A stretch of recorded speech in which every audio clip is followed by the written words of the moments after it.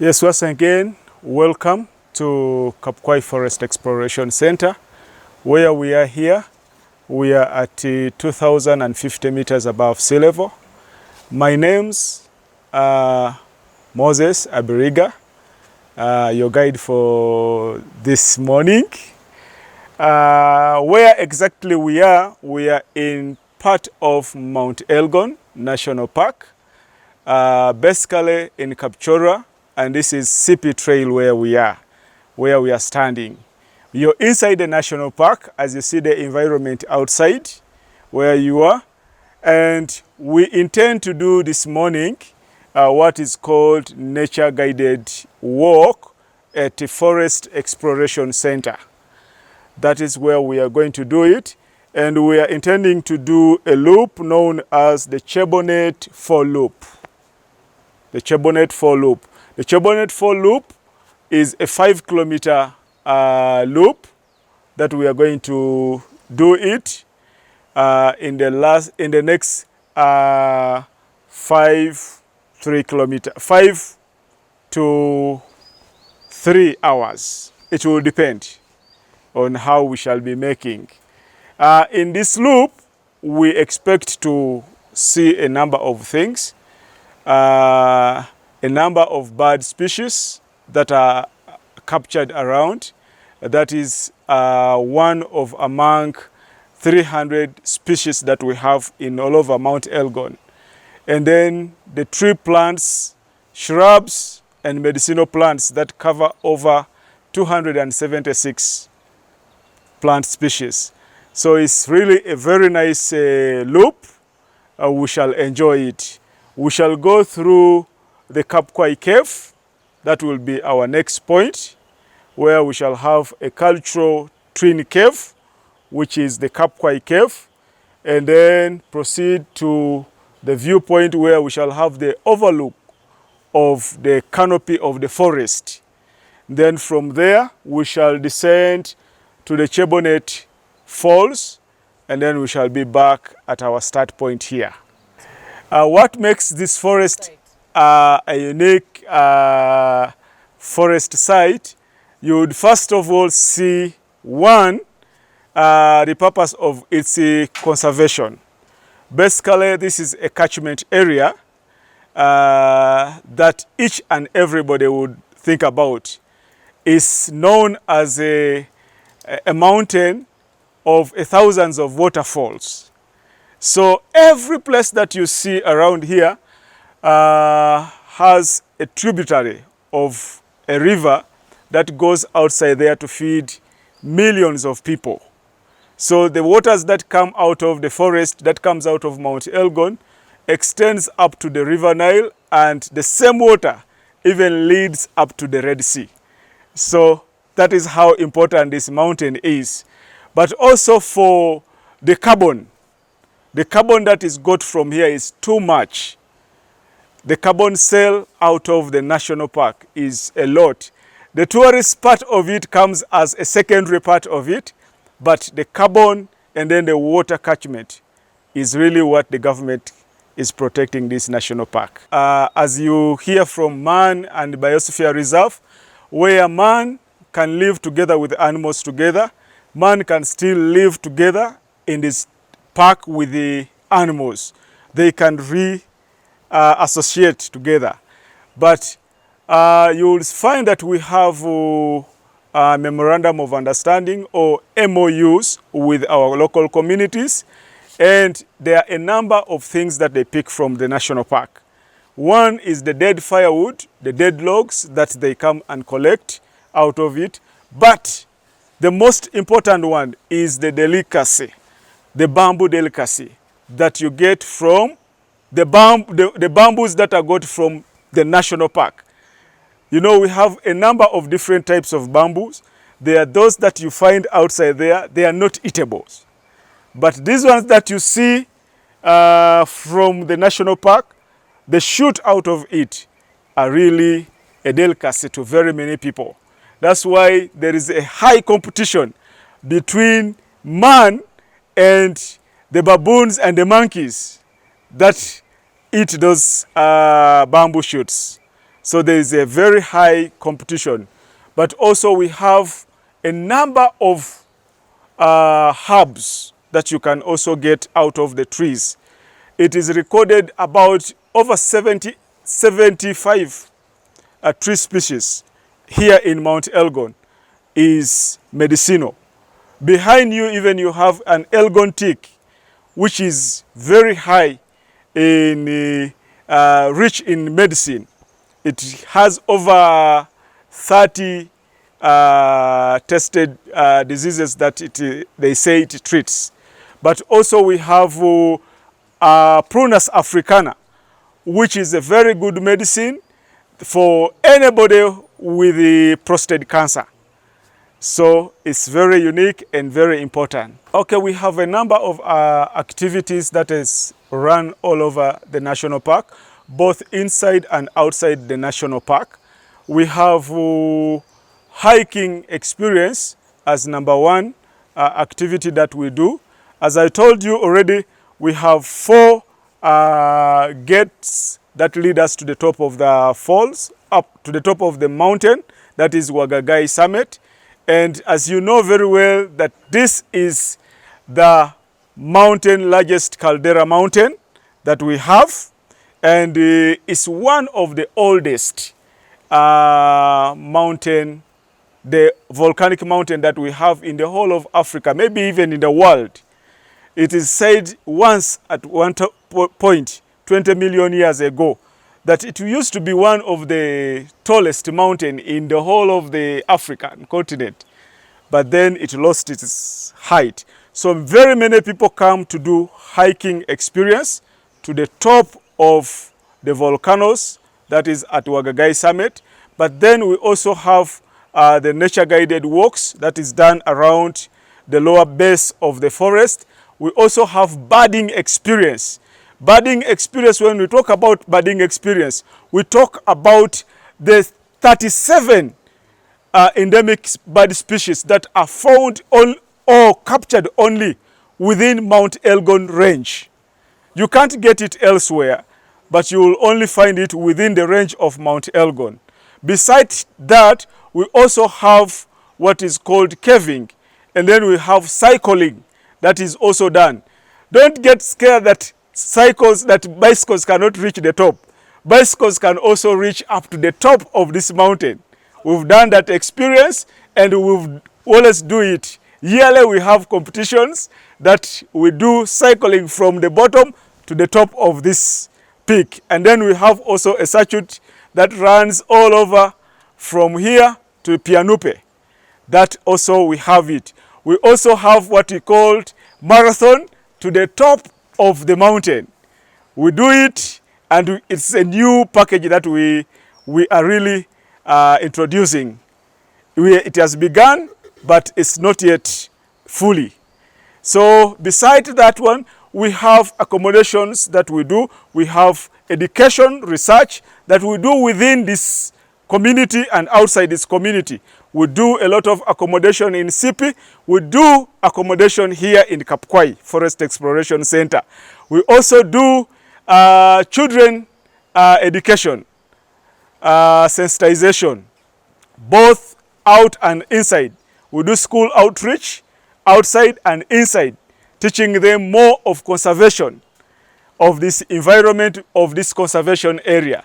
So we don't only end there. We also extend our service to the local communities by giving them the 20% of every revenue captured per every visitor that enters in this national park. So beside that, outside there, we have communities. We have women groups. We have groups that this conservation area helps so much. And that is a unique benefit that our conservation and people, our local people, benefit direct from us. The carbon zinc that is got from the forest. Okay, the government sells a lot of carbon. We have a foundation that supported the planting of this tree. That is the FACE Foundation. that came in to do a lot of capture of carbon. Carbon zinc is got from the trees that are planted all over. So there is a test that is got from all the trees and the carbon that these trees observe or absorb from the atmosphere, that absorb from the industries, are too much. And that's why they say it should be conserved. The capacity that it is, the government sells a lot to the outside country.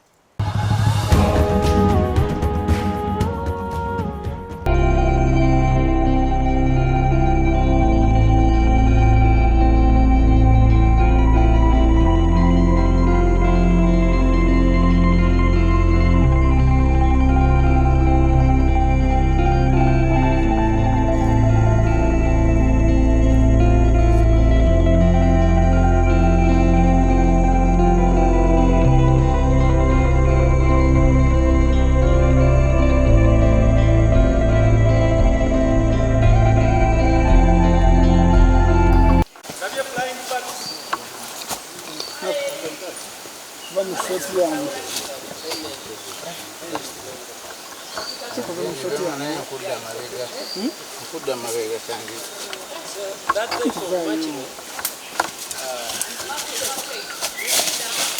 we have different types of matchings on mountain Elgon from different sizes. So this type of matching is believed to be poisonous. If I went dry.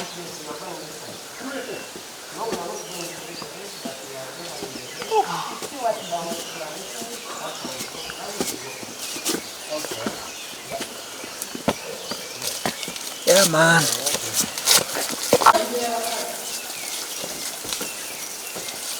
Slippery when it's dry.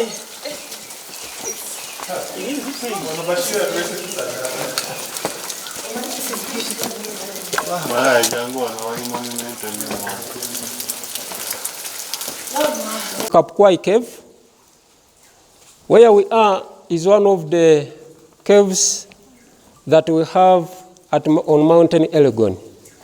So one of it is Kapkwai Cave. Kapkwai is a Kupsabin word, which means conflict resolution. So before, during eruption, there was a lot of caves which were left behind. During eruption, magma moved out, and when it moved out, it remained a narrow tunnel, which was later acted on with other processes like chemical weathering. Chemical weathering is a process which occurs in cold areas, where rocks during the night contracts and during daytime it expands. So in the due repeated process of expansion and contraction, because of coldness and heat or warmth, it makes the rock to peel itself. It was also later acted upon by human factors, whereby human beings who used to do some initiation ceremonies also used it to expand the cave. In that expansion, they were intending to pick some resources. The rock inside is salty, so they used to come and pick those salty particles to take for their animals to feed on or to drink. That's why you can see some points they were heated. So back to culture, Kapkwai Cave was very significant to the Sabine culture, whereby when they used to get conflict or to have conflicts in their communities, they could resolve them here. The conflicting parties could sit in the middle, and the elders could sit on these rocks. And the elders were the one to unite the conflicting parties. They believed that once you are brought here in the cave and you had conflicts, when you leave the cave, you don't conflict with another person. That one brought peace and unity among the tribe and the community members which were staying around. So before gazetted as a national park, they were doing it concurrently. However, right now, when they want to come and do such ceremonies, they request permission from the management, and also we attach guides and security to come and keep them when they are performing their activities. So they believed that their ancestors had supernatural powers which brought these people together. Currently, we are conserving the park, the cave, and the cave also has got some animals which stay inside. On a lucky day, you find porcupines, you find fruit bats, you find local hyraxes, which stays in the cave. The cave is very big. It extends the other side and far inside. If you don't mind, we can go and we see. Not so deep. Not so deep. So here you can, this is a testimony that volcanicity took place. This was a bone of a wild animal, which I don't know, but when you take in a laboratory, they can tell us the species of the animal. So eruption took place, and when magma explodes, it kills because it is a hot rock. The hot rock makes, when eruption takes place, all wildlife dies. So during that time, wildlife died, plants died, and this is a bone of a wild animal, which proves that Mountain Elgon is a volcanic mountain which erupted very many million years ago. As they told us, first eruption was 24 million years ago, and the second eruption was 12 million years ago. Mountain Elgon, as they told you, is the largest mountain with a largest volcanic base in the whole world, covering 4,000 square kilometers altogether, both in Uganda and Kenyan side. So most of the places have caves of not of the same size, but we have the largest cave called the Tutumu Cave, which is believed to be connecting Uganda and Kenya. It is the biggest cave. It can accommodate even 10 buses inside. Yeah, we have other caves like Kintu Cave. When you go up around 3,800 meters above sea level, we have Kundu Cave, which is believed to be a cave where the ancestral father of Masava and Kintu, where he used to live. And we have, yes, we have other caves on the slopes, more than 100 caves. You make sure you bend. You bend.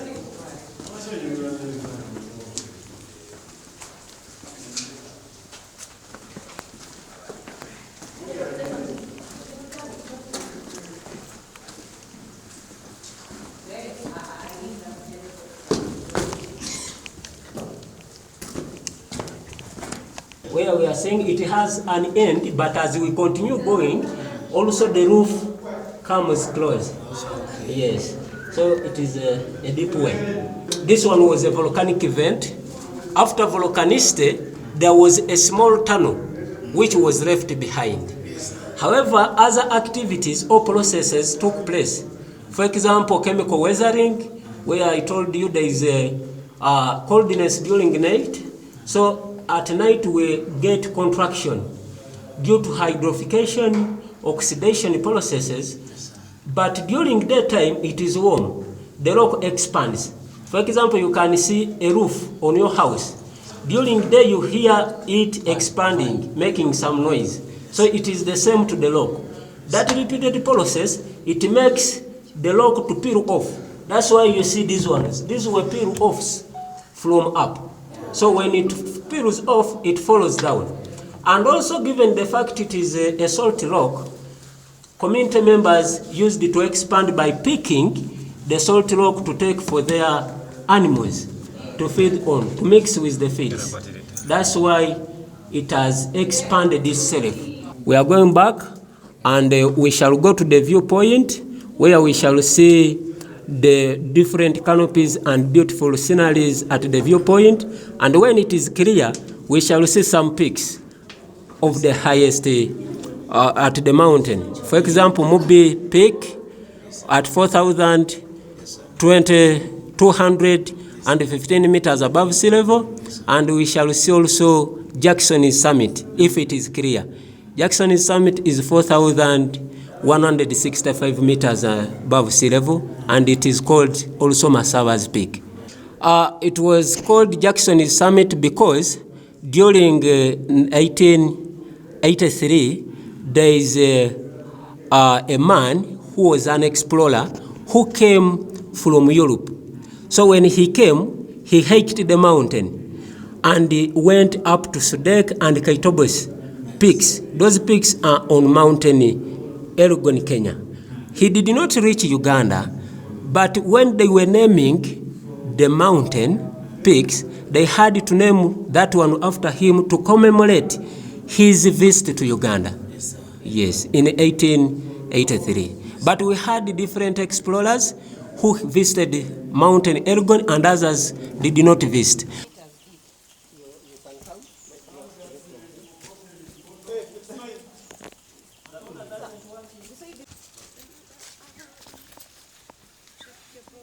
So, 50 meters deep.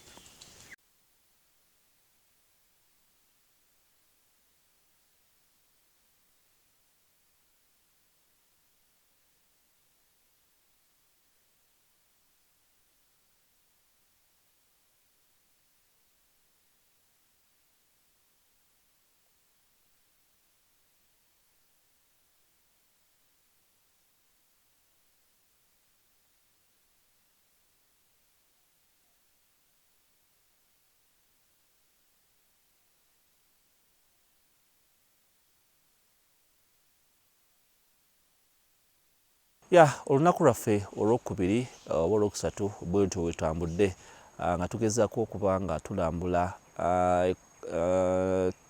Mount Elgon National Park, naye nga kifo kye tubaddemu Kapukwai, ekibira ky'e Kapukwai musangibwa empuku gy'olabye gye bagezezzaako okuba nga bakunnyonnyola ezimu ku ezo ezisangibwa Mountain Elgon National Park wamu n'ekiyiro ekya Chebonet Falls ekisingako obunene nakyo kisangibwa wano Mountain Elgon National Park. Nate tugenda kuba nga tweyongerayo tulabe n'ebisingako awo ku Ssate by'emyanya eggwanga bwe Lwamukaaga essaawa ziba 2:30 ez'akawungeezi. Mwe tukulambuliza eggwanga Uganda. Kansubire tutambudde ffenna, kansubire nti ekifo kirabye. Essaawa zino tugenda kuba nga ate tweyongerayo tulabe n'ebisingako awo, katukomewo temuvaawo.